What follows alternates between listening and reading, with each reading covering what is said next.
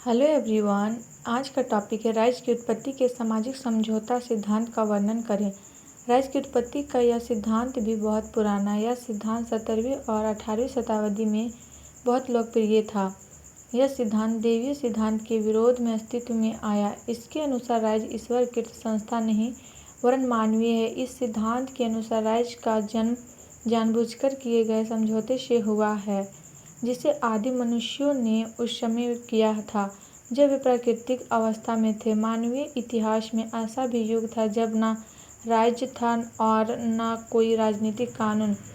इसी अवस्था को इस सिद्धांत के प्रवर्तक प्राकृतिक अवस्था कहते हैं। प्रोबिलोवी के अनुसार सामाजिक समझौते का सिद्धांत राज्य को उस मौलिक समझौते का परिणाम मानता है जो समाज के उन व्यक्तियों द्वारा किया गया था जो और राज्य की स्थापना से पहले किसी भी प्रकार के राजनीतिक नियंत्रण से पूरी तरह मुक्त थे। प्राकृतिक अवस्था कैसी थी, विचारकों में मतभेद है। कुछ विचारकों का कहना है कि यह अवस्था अराजनीतिक थी, असामाजिक नहीं, मगर कुछ विचारकों का मानना है कि यह अवस्था अराजनीतिक और असामाजिक दोनों थी। दूसरे शब्दों में, प्राकृतिक अवस्था में न समाज था और न राज्य, न कोई शासित था न कोई शासक। मनुष्य इच्छानुसार आचरण करने को स्वतंत्र थे।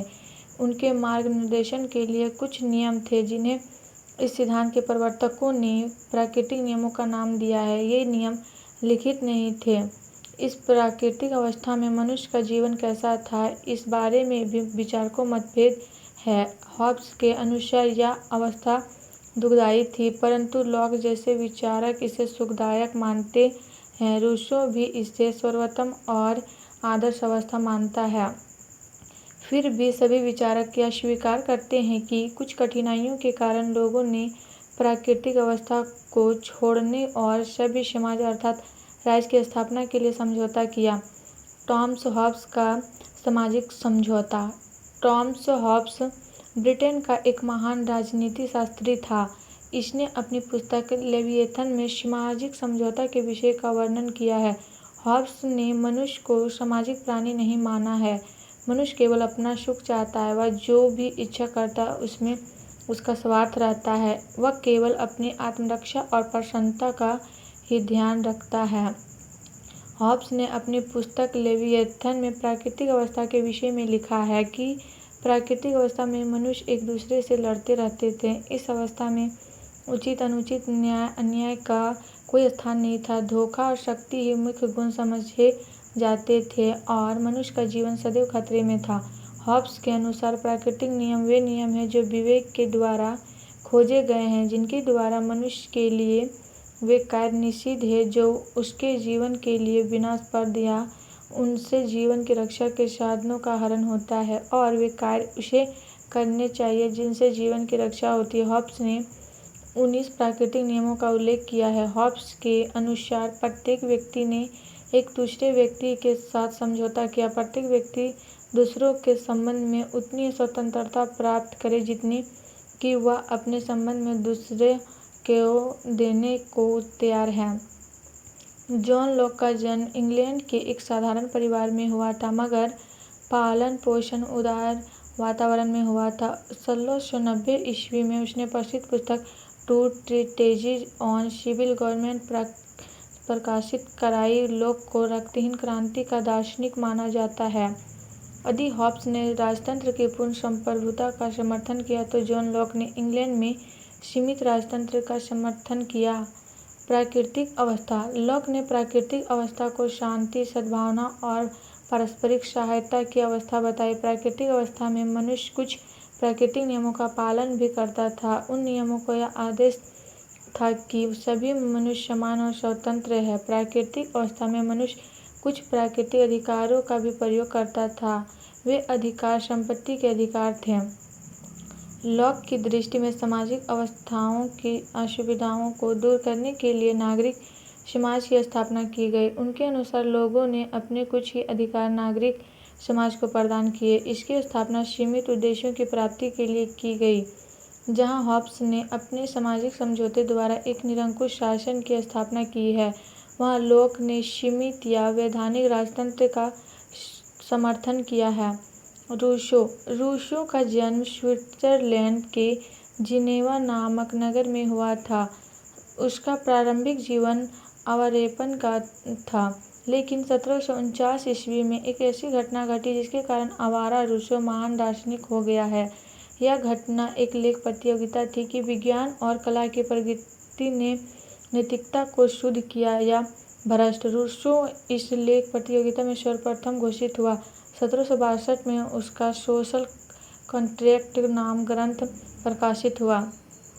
रूसो की प्राकृतिक अवस्था में मनुष्य नेक, सुखी, सीधा, चिंता रहित, स्वस्थ, शांतिप्रिय, एकात्मप्रिय तथा संतुष्ट था। इस अवस्था में मानव जीवन पूर्णतः प्राकृतिक था। प्रकृति से मानव जीवन समस्त भौतिक आवश्यकताओं की पूर्ति कर लेता था। प्यास लगने पर वह किसी जलाशय से पानी पीता था, भूख लगने पर पेड़ से फल खा लेता था, थकने पर पेड़ के नीचे सो लेता था। मनुष्य को भविष्य की चिंता नहीं थी। मानव अपनी इच्छा अनुसार बिना रोक टोक भ्रमण करता था। उस समय न विवाह की प्रथा थी और न कुटुंब ही था। प्राकृतिक अवस्था के मानव में जब तेरे मेरे की भावना आई, तब उनमें संपत्ति की भावना का उदय हुआ। रूसो ने कहा कि वह प्रथम व्यक्ति जिसने एक भूमि के टुकड़े को चारों ओर से घेर लिया और कहा कि यह मेरी भूमि है, जिसका कि इन व्यक्तियों ने अज्ञानता के कारण विश्वास कर लिया। समाज का अर्थात संस्थापक था। अपनी पुस्तक सोशल कॉन्ट्रैक्ट में रूसो एक आदर्श राज्य की स्थापना करता है जिसमें सामाजिक व्यवस्था की बुराइयां न हो। अपने अनुबंध में रूसो ने प्रत्येक व्यक्ति अपने सब अधिकारों को अर्पित कर देता है, जबकि लोग की तरह कुछ ही अधिकार अर्पित किए जाते हैं। दूसरी बात यह है कि प्रत्येक व्यक्ति अपने सब अधिकारों को किसी व्यक्ति विशेष को अर्पित न कर संपूर्ण समाज को समर्पित कर देता है। आलोचना।